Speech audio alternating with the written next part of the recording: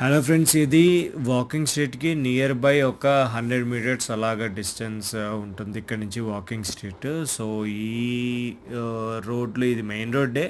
Main road పక్కన shops చూస్తే ఆ, తెలిసిందే కదా.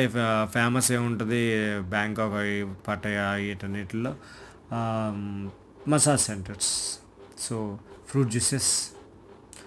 సో ఈ లోకల్ వెండర్ షాప్స్ కూడా ఉంటాయి, కానీ మసాజ్ సెంటర్లే చాలా ఎక్కువ ఉంటాయి పక్క పక్కన. అయ్యో పాపం, చూస్తే చూడండి ఎన్ని మసాజ్ సెంటర్స్ ఉంటాయో. హెల్త్ అంటారు, ఫుడ్ అంటారు, బాడీ మసాజ్ అంటారు, ఇంకేమేమి అంటారో నాకు తెలియదు.